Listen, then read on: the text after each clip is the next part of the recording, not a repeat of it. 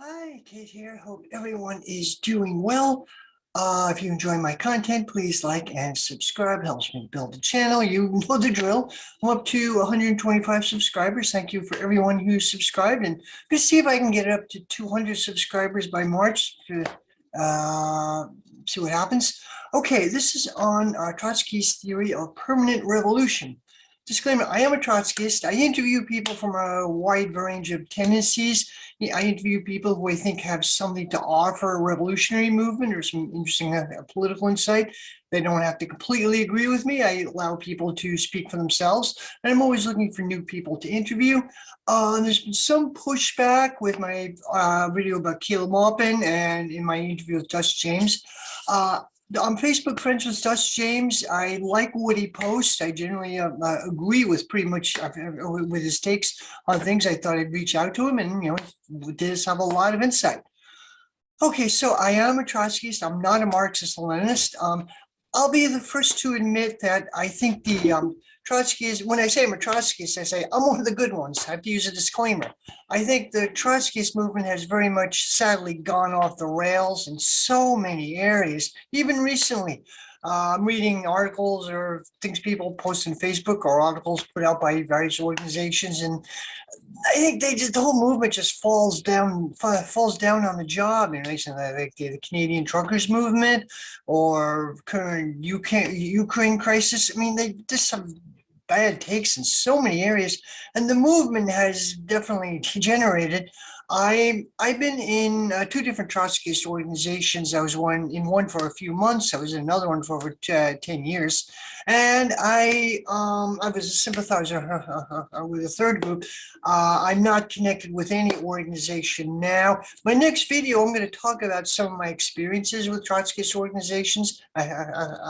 And my take and the directions they're going in, something like that. So I will just say I'm not in an organization, and there isn't any organization I really identify with.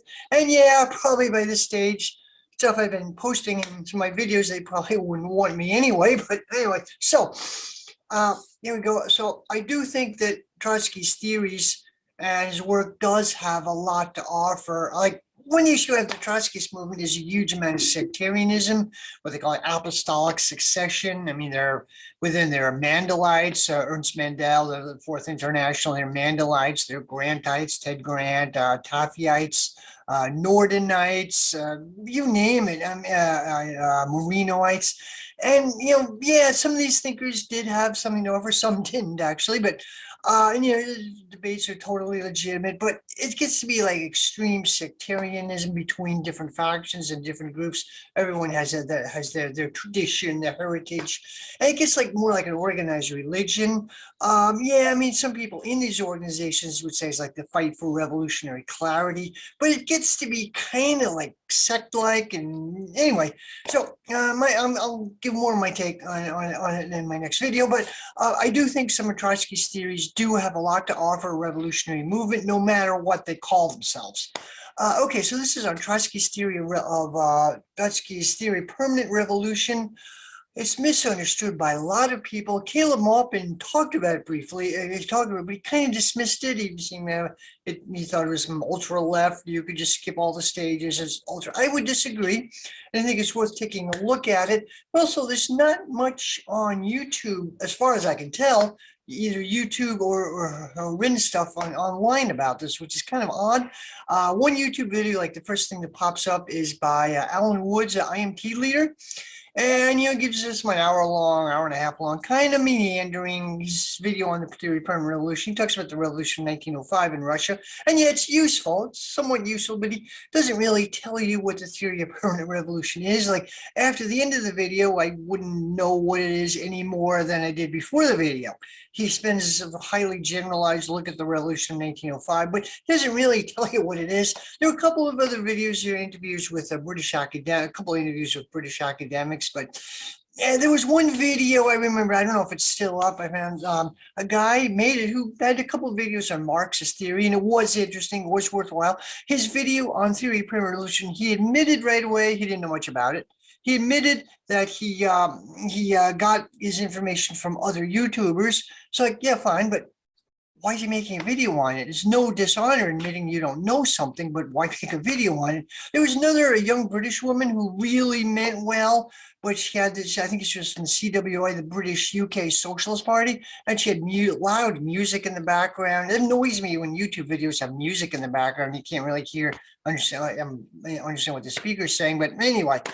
So I'm going to try my stab at it. I'm not saying it's my video is going to be the world's greatest end all be all, but it's my contribution. And if you disagree, and I'm always looking for people to interview on it. If you have a different take on it, I'm always looking for people to interview, and I'm very respectful of people I interview. I don't have like a gotcha question. I let people make their case.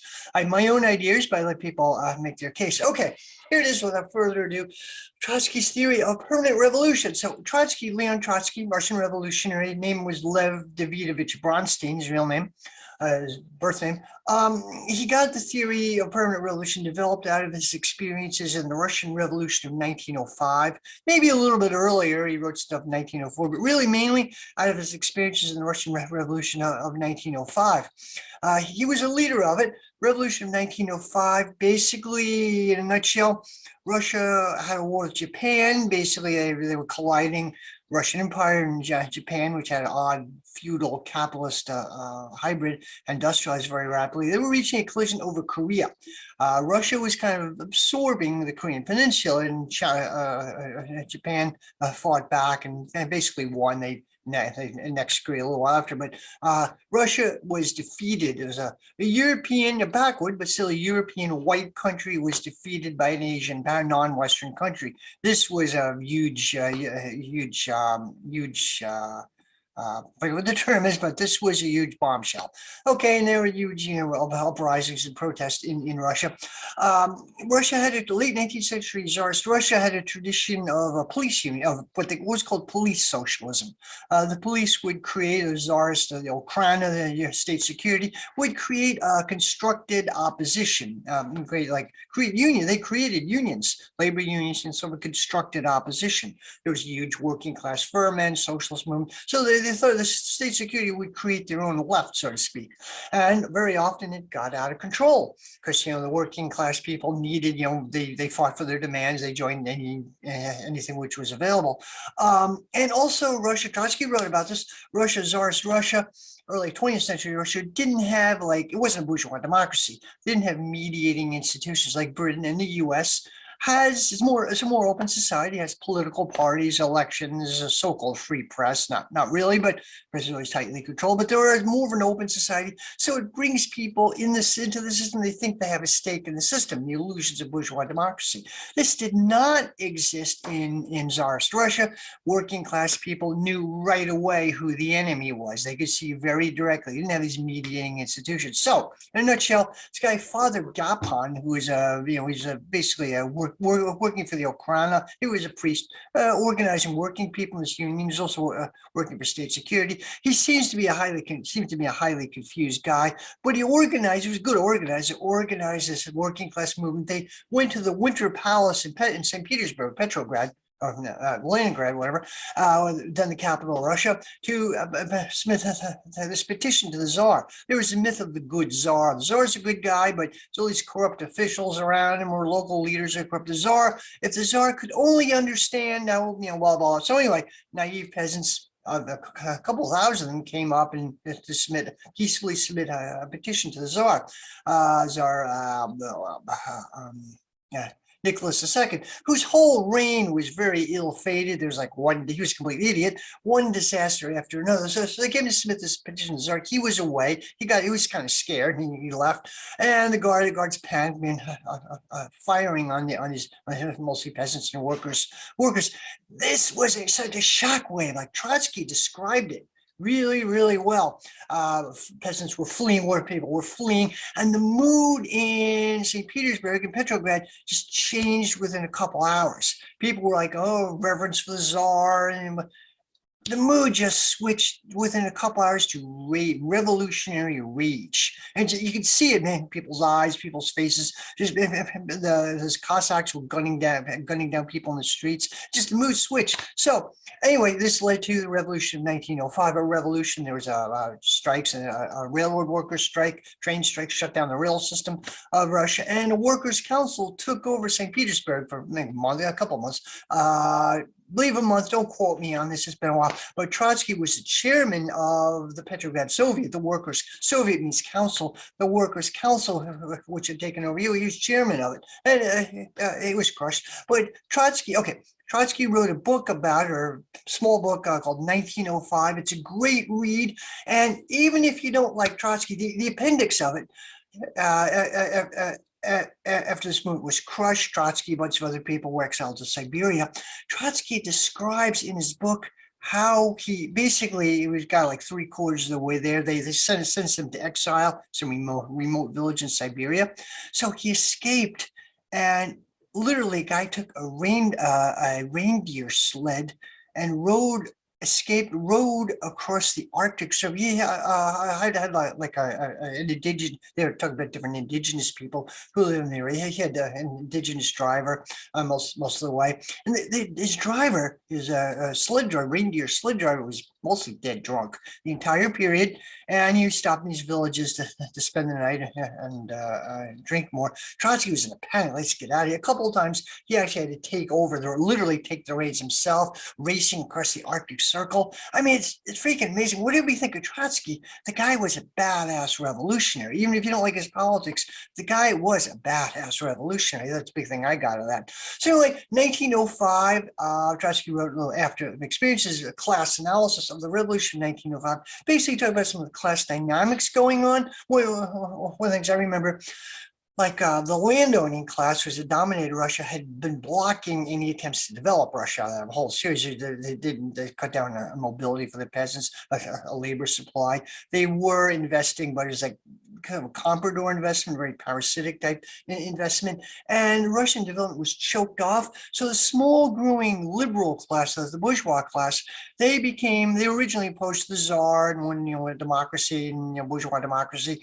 They became pro-imperialist, like so foreign expansion is a way to develop Russia. So okay, we can't fight against the aristocracy. So I'll tell you what, maybe if we take over Korea, maybe we expand Russia to China, whatever, which was starting to happen, maybe, but it didn't work, obviously. Then when the revolution broke out, many liberals in St. Petersburg, Moscow, whatever, sided with the revolution, and we hate the Tsar, we really want these democratic reforms. But Trotsky described how they were vacillating and weak as hell. You could tell the liberal newspapers, he followed it, they were sometimes taken over by workers or the people or the editors. Okay, we'll go along with the revolution. We support the revolution. But as soon as it got weak, they switched sides as fast as they can. They showed the vacillating nature of liberals. The same thing things true in the U.S. today. Very, very true. So amazing work. And it influenced Trotsky's theory of permanent revolution. So it came out of his experiences in the revolution of 1905. Okay, so basically, yeah, I wrote an article about the revolution, about Trotsky's theory of permanent revolution in Left Voice about 2 years ago or a year ago. I don't remember. I'll post a link to it. It's an introduction. It's kind of a vast area. It's an introduction to Trotsky's theory of permanent revolution. Okay, basically, we start off with the French Revolution. 1789 to 1793, if I remember. It was a classic. It was the biggest bourgeois revolution. Basically, the rising business class, who rising the last couple hundred years actually, but rising business class took power, and they swept away the remnants of feudalism in France. Like France before that time had internal customs duties and tolls and passports, and the local aristocrats had things sewn up, very corrupt group of local aristocrats. It was a weird situation, choked off internal trade, choked off internal development. Also, and the revolution swept that away. Another thing is they had one of the slogans was careers open to talent.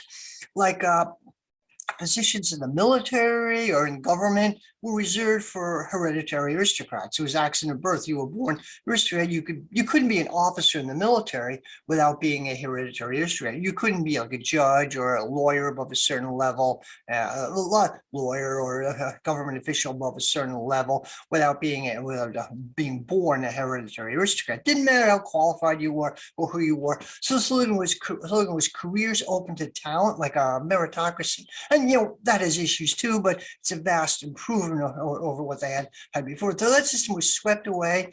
It really enabled the development of the productive forces of society and capitalism, which has its own contradictions, of course, but enormously increased the productivity of society.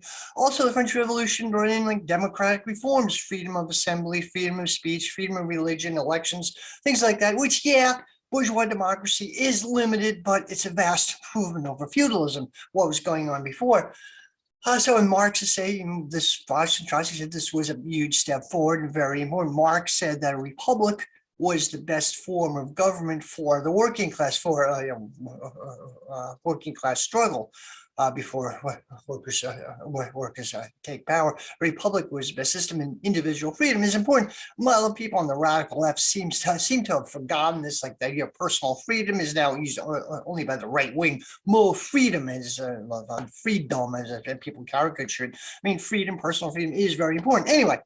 So, French Revolution swept away the remnants of feudalism and was a huge step forward. However, Trotsky pointed out that the French Revolution was basically the last time the bourgeois played a progressive role. Oh, you could say the American Civil War, yes. Put that aside for now. The American Civil War, yeah, okay.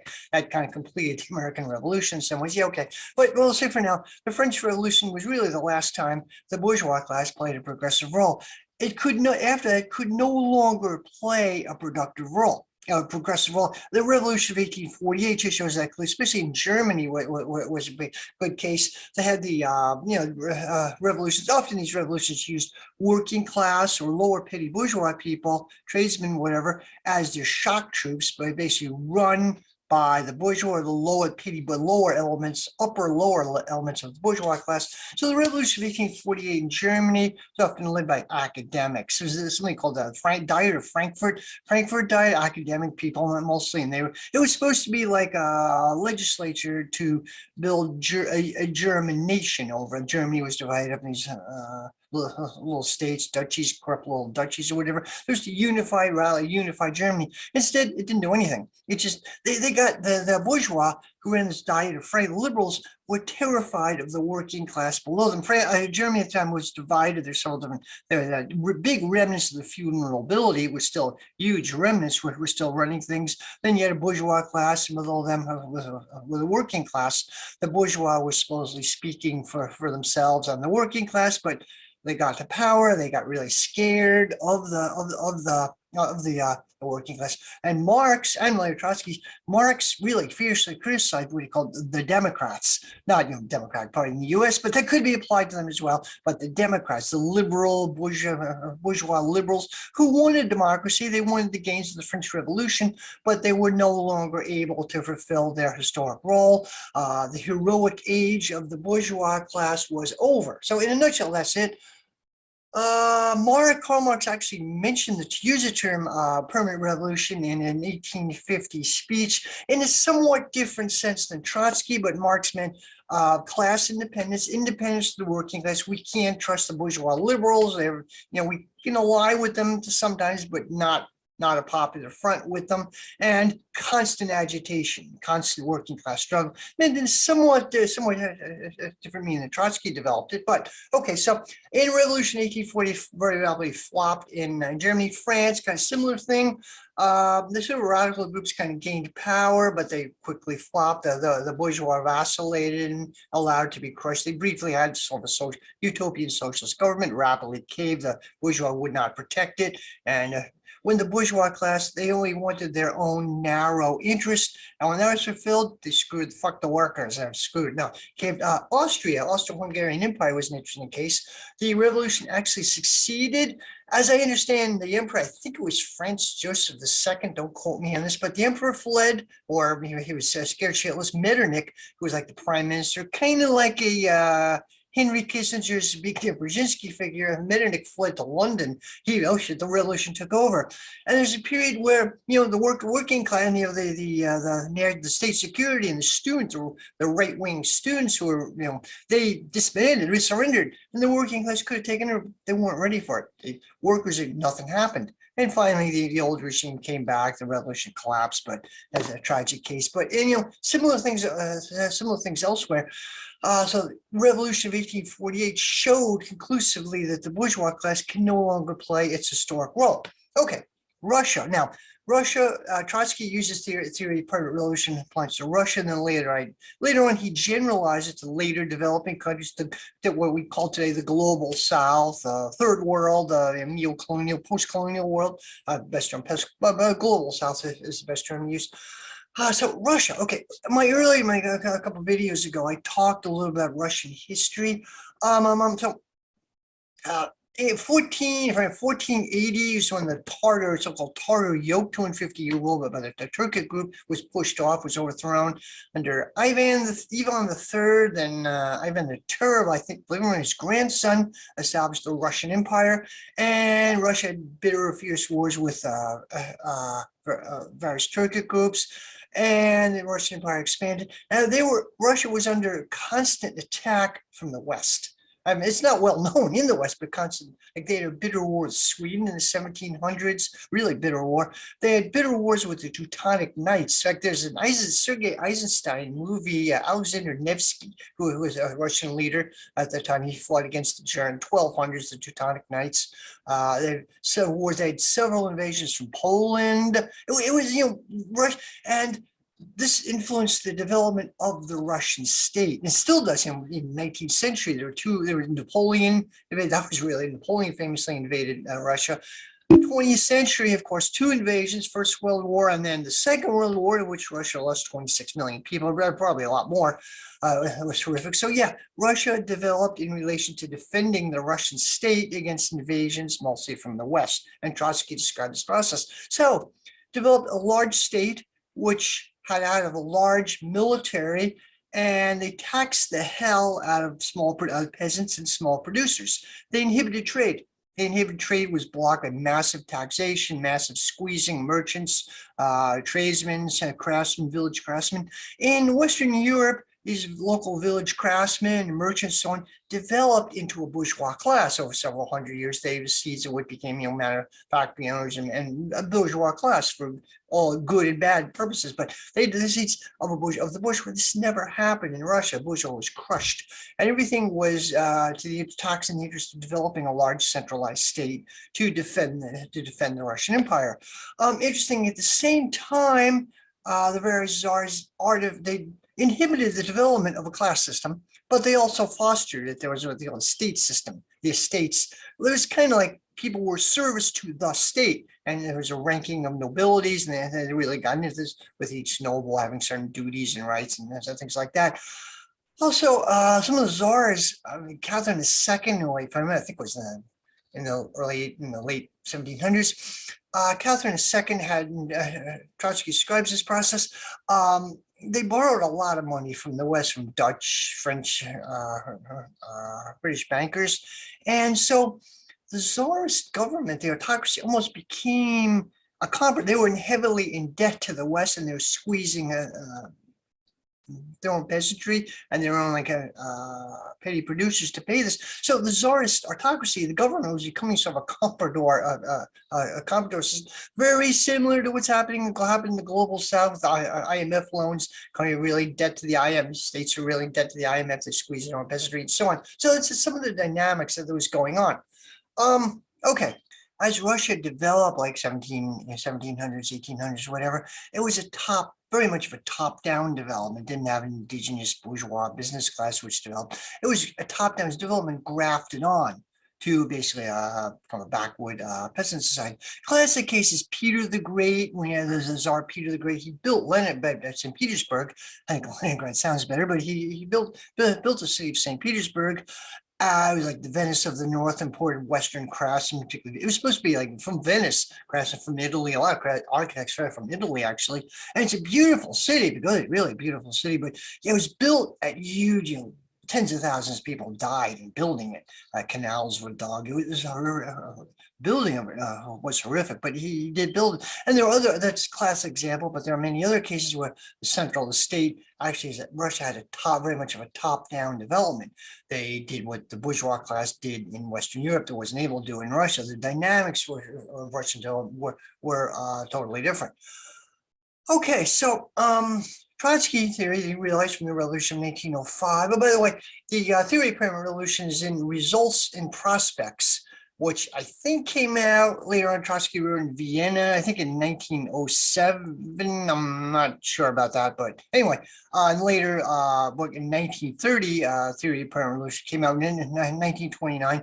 Both of these works are in the Marxist Internet Archive if you want to look them up. Okay, so Trotsky realized the bourgeois class could not fulfill later developing countries, Russia and then elsewhere, their historic role. Now, there were debates within the Russian Marxist movement. The Menshevik Party had a stages theory, classic stages theory, that capitalism, that social development has to go through stages. And, Marx described certain stages societies go through. Marx, as a Marx quote, something to the effect that no mode of accumulation or no social class leaves the scene before it's fulfilled its historic role. And okay, some people took that very literally. The idea you can't have socialism and feudalism. You have to go through a capitalist stage. You have to develop the state, develop society, develop the productive forces of society. Socialism can't be built in a backward feudal society. So the Mensheviks, there was a split in the Russian socialist movement, really complicated, won't get into it, but they had like a stages theory. They had Russia's not ready for socialism. You have to build up the productive forces. We're going to have to go through a capitalist stage. We oppose the Tsarist autocracy. We got to overthrow the autocracy and liberate Russia and develop the economy, go through a capitalist stage. We're not ready for workers' power at all. So this led them to tail the liberals, tail the bourgeois class, and set it up in a political disaster for them. It's a dead end. Bourgeois class liberals will stab you in the back every time. And they often many of the Mensheviks became absorbed into the liberalism. Trotsky was kind of sort of a Menshevik, but he loosely connected to it, but was also sympathetic to the Bolsheviks as well, very sympathetic. But finally, he joined them. He was in a group which was halfway in between, which strived for unity. He realized this wasn't going to happen, so it shouldn't happen. He joined the Bolsheviks. Anyway, it was the idea that, the bourgeois, you can't go through a stages theory. It's not going to work. The bourgeois class in Russia is not going to do this, is not going to fulfill it. It's up to the working class to push ahead and fulfill their demands. And in alliance with the peasantry, Russia and all countries in the global south are largely peasant societies. And you're going to have to do it in alliance with the peasantry, only led by the working class. Peasants by themselves are not able to, they're kind of petty producers. They're sort of petty bourgeois. They're petty producers. They have their own individual interest. And it's very hard for a united revolutionary peasant. I mean, get into complicated debates like Maoism depends on the peasantry and so on. Even the Maoist movement in China was not led by the peasants. It was led by Mao and a Communist Party cadre, or originally urban Communist Party cadre. In and of itself, peasants can definitely be a revolutionary force, and have to be a very important revolutionary force. Absolutely. And Trotskys don't deny this at all. Absolutely an important revolutionary force. But the leadership has to come from the working class. By definition, the peasant movements can be authoritarian, essentially a top leader, and they have many disparate interests They're ultimately petty producers, while the dynamics of the working class lead to more of a solidarity. So, it has to be led by the working class, but largely peasant uprising led by the working class. So Trotsky discusses his many Stalin and his followers, many sort of caricatured Trotsky's ideas, that he was dismissive of the peasantry and anti-peasantry. I just say, the collectivization, I talked about that in the previous video, the collectivization in the 30s was a one-sided civil war against the peasantry. So I just keep that in mind. They didn't do so well. Keep that, whatever was going on, they didn't do so well. So, keep that in mind. Okay, so there's debating. Lenin had a slogan of a democratic. He kind of came, a lot of other people in Bolshevik leadership were coming around to that conclusion that, the bourgeois class is not going to be able to do much. It'd be up to the working class to push ahead, but it was unclear what would happen next. Like Trotsky, Lenin, I think, at one point had a slogan of like a democratic dictatorship of the workers and peasants, but it's kind of unclear what would happen after that. Be a kind of a free for all. Once the Czars autocracy was overthrown, by the working class, what would happen next? Well, Trotsky pushed on. You have to establish working class power. The peasants will be closely allied with it, led by the working class. There's sort of a symbiosis of sorts. Lenin's April thesis, which he came back from exile, and politicians were making these speeches in St. Petersburg. The Tsar had been overthrown. The Kerensky government, like a liberal, left bourgeois government, Kerensky was in power, and all these politicians or leftists and radicals came flocked to Russia, and they made they made these speeches, and they said, "Oh, we got to work together. We have to work with Kerensky. We're gonna have to work together." And April thesis, Lenin just shocked everybody. He blew that out of the war. Said, "No, we're utter opposition to any bourgeois forces, utter opposition to Kerensky." Shocked everyone. He was right.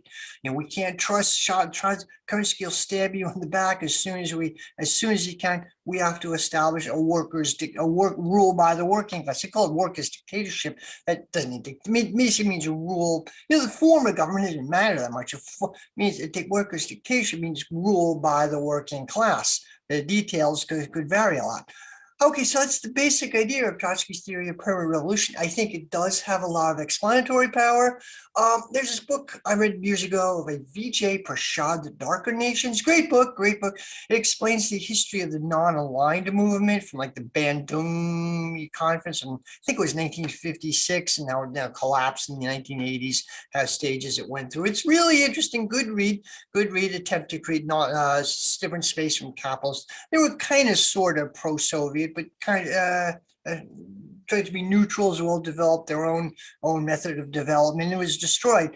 And I think Trotsky's theory of permanent revolution is, Vijay Prashad does not mention it. He's close to the Communist Party of India, or he's a member of CPI, kind of a Stalinist background. He's not, I don't think he thinks much of Trotsky, but I think Trotsky's theory is kind of implicit in the book, could explain a lot, not just Russia, but development of, or why it didn't happen, of the global South, some of the dynamics.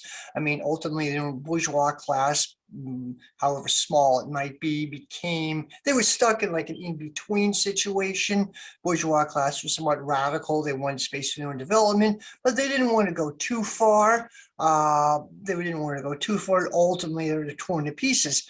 Ultimately, they were stuck in an in-between situation. Ultimately, it was up to the working class, as small as it might be, in some of these places, to take power. This didn't happen. The movement was crushed. We have another wave. It's an ongoing thing. Global revolution, it's like an ongoing thing, but it's a lot to think about. And I think Trotsky's theory of permanent revolution does have a lot to offer. There's also closely connected to this is the law of combined and uneven development, which is implicit in theory of permanent revolution. It's implicit. I should have mentioned it a bit earlier.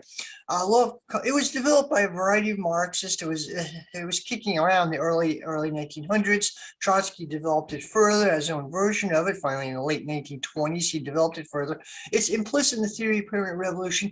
Basically, the idea that societies don't develop in isolation. Like in Russia, I explained development. In Russia was like all by itself on its own planet. Yeah, things would have gone differently, but their development is in this modern world is very closely, one part is very closely development of another. Like Russia, okay, it was getting a lot of it was a backward primitive peasant society, but it was it was developing very fast in like 1890s. But it was getting foreign investment, particularly French investment, French finance capital was developing. I mentioned the city of earlier video, Donetsk, which was Yuzhovka. It was built by a Welsh industrialist, John Hughes. Really amazing engineering feat. There's a steel manufacturing center. It was like technology transplanted onto Russia. Later, now it's called Donetsk. It's in the news. It was subject to an area of fierce fighting in the Second World War, bitter fighting, but it's still there. It's part of area in Western Ukraine, or however you look at it, Western Ukraine or the Donetsk People's Republic, separatist area of Ukraine. Amazing story. And Russia was developing 1890s, early 20th century was developing pretty rapidly. With French investment capital mostly, and their own landowners, their own landowning class was investing in this as well. But there were very sharp constraints, like the landowners didn't want to open up the system, which would have been necessary for development. They didn't want to open up the system of allow peasants to migrate cities, to build up a labor supply. They didn't want to open up the system. They represent a big constraint on future development. So, they were not going to, the small bourgeois class was closely tied into the landowners. They were not nearly strong enough for their own independent development. So the working class was really small. They were concentrated in cities, but they had state-of-the-art, the technology at the time in Russia was small, but it was state-of-the-art technology. Like we see this happening in China right now. If you go in the Beijing subway or Shanghai subway, Beijing subway is ultra modern. And many people from the US like shocked, like the jealous, like New York subway. You go to the New York City subway, it's a piece of shit. I mean, it's dirty, very dirty, it's grungy. The Boston T has breakdowns. Like I was there, I think it was 04, 05. I lived in the Boston area. It's horror, hour-long breakdowns. I mean, this is the United States, like shit. Boston T is horrible. New York subway is breaking down all the time. I don't know it's breaking down, but it's dirty and grungy. And you go to Beijing, your mouth drops open. Americans are jealous. China's developing a high-speed rail, 5G or 6G electronic communication technology, things like that. They're having state-of-the-art technology grafted on to which a very ancient peasant society. So that's an example right there. Now in Russia, this happened in Russia. Also, the working class was small, was advanced. That is, they read a lot. They read Marxism. They read political theory. They soaked up debates coming from like Western European socialist parties. As I mentioned before, they didn't working class Russia didn't have like mediating institutions. Bourgeois democracy. They could see very clearly that the ruling class was their enemy, and they had no stake in the system. They were presented face to face. So Trotsky talked about these dynamics, and the law of combined uneven development is implicit in this. Like parts of societies develop at different stages. It's not just old-fashioned like stages theory. The Mensheviks, old-fashioned, old-school Marxist view doesn't quite make sense. Now, as far as the stages theory, it's often still used today by many people. Many people used a lot, actually. Like, oh, we have to, Democrats use it. We have to defeat the Republicans first, the big bad Republicans, and then we can make all these reforms. But we got to get rid of Trump. We got to get rid of the Republicans. We got to stop the fascists. We got to do this first. We know it's used in so many other areas. We have to do this first, and we're not. Then we can, but popular front idea. We got to defeat the right wing, and then that's totally wrong. Now, the theory of combined, Trotsky's theory of combined and uneven development. There's a really interesting book that came out a couple of years ago, How the West Came to Rule. It's a classic. I read it. I'm not a big fan of the late Louis Prioct, and if you've been around the left, you'll know who I mean. He was a guy at a web blog called Unrepentant Marxist. He died about a couple months ago. I think he had horrible politics, and he was a disgusting individual, nasty piece of shit individual. His blog sometimes was interesting. He was very erudite and well-read. I got to give him that. And sometimes he did some interesting stuff, wrote some interesting stuff in his blog. So I'm going to post, I'm reluctant to do this, but I'm going to post his review of how the West came to rule. It's written by two guys. I don't know much about them. They're Alexander Nieves and Kevin Santiago. I guess they're Greek. I have no idea I don't know anything about these people. But the book, I think, is a masterpiece. It uses Trotsky's theory of combined uneven development to explain why capitalism, the capitalist revolution, transition from feudalism, and the industrial revolution occurred in the West, particularly Britain, before it happened elsewhere. Why did the West? Europe, most of history of Europe was a really backward godforsaken peninsula on the edge of Eurasia. It was backward. Really, the action like China, different than China, India, other Middle East was far more advanced. Like the Industrial Revolution almost happened in Song Dynasty China, like around the 13th century. It didn't. Why it didn't is all complicated debate. I talked about this in a video like about a year ago. But it didn't. It happened in the West, particularly in Britain. The Industrial Revolution happened in Britain. Why? Why did it happen there? Not because Europeans are racially advanced or stuff like that. But okay, so there's debate among Marxists. I won't get into too much, but there's some debates among Marxists about what happened, academic Marxists. There's a word called political Marxist. Robert Brenner and Ellen Wood. They have like what's called political Marxism. Richard Brenner and Ellen Wood, but the Canadian theorist Ellen Wood, she died a couple of years ago. Basically, it's called political Marxism. The idea that capitalism developed for reasons endogenous to Britain, things that didn't have anything to do with the outside world. There are a series of contradictions. The aristocracy was reaching a dead end. It goes into a bunch of theory why it developed in Britain and not elsewhere. Then there is endogenous. It took place as things going on within like the 16th, 17th century, 13th, 14th, 15th, 16th century England. The other theory, world systems theory, talks about talks about interactions with the rest of the world, what was going, focuses on geopolitics. These guys use the authors of How the West Came to Rule. They take Trotsky's theory of uneven combined development, explain it like Europe became more advanced than the rest of the world because of constant interaction, precisely because it was backward. They were able to develop state-of-the-art techniques in a whole bunch of other areas from other parts of the world, precisely because they were backward. Like they had a long war with the Ottoman Empire, the Turks, the long war. So result of that, the Ottomans kind of tacitly, they had a war with Southern Europe, the Catholic powers of Southern Europe. They tacitly helped Northern Europe, like Britain, become much more powerful.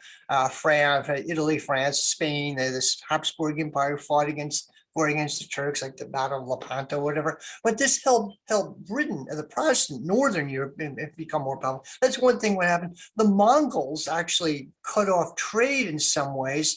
This indirectly helped Europe as well, and blocked off trade to the Muslim world, things like that. That's one thing that happened. The Ottoman Empire actually was, like Marxist terms, it was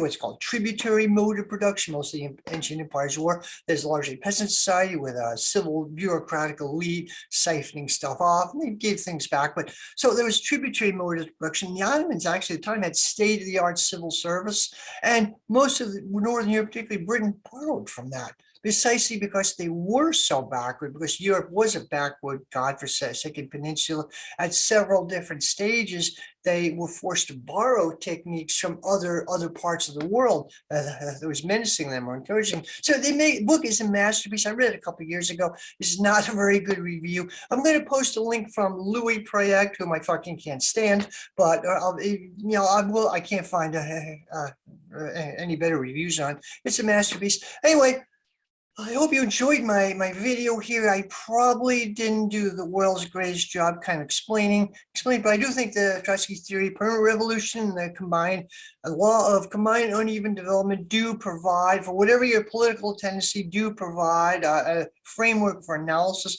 Yeah, and you could say, a couple of things I keep forgetting. So yeah, I gave a what they call lead off a talk. I don't know if when I was in Socialist Alternative. I was in Socialist Alternative for a little over 10 years, half the time very active, other half I was kind of an at-large member. Sometimes I wasn't as active as I wanted to be, but they had the New England regional meetings, and the very last lead off I gave was on Trotsky's theory of permanent revolution. I think the leadership thought I was going to screw up. I guess since they put this one guy in who he was in the top leadership, he joined after I did. He was in the leadership. I suspect they put him in to pick up if I screwed up. The said I didn't. People said I did a really good job. I'm saying I didn't, but people there who had been in the movement for years said, yeah, I did a really good job explaining this theory. The one person asked, how would this apply today, like situation in Russia or Eastern Europe today? So I really don't know. I don't know much about Russian agriculture. I can say it applies to the modern world. Like the United States is not just, third world countries. The USA, what I got out of it is class independence. Like the theory of permanent revolution means the working class, no alliance with the Democrats or the professional managerial class, no, a complete class independence of the working class. That's my take from this. No alliance with the Democrats or NPR liberals or progressives or whatever. Unfortunately, most of the Trotskyist left has gone in that direction. I can think of the case of the Canadian truckers movement and essentially Trudeau's fascistic crackdown on that. So anyway, like every video I make, there are a whole bunch of things that I wished I talked about, but I forgot, but I'll have to leave it at this. And my next video will be on some of my experiences in the Trotskyist left and some of my takes. I hope you enjoy my stuff. And if you do, please like and subscribe. Thank you very much. Bye-bye.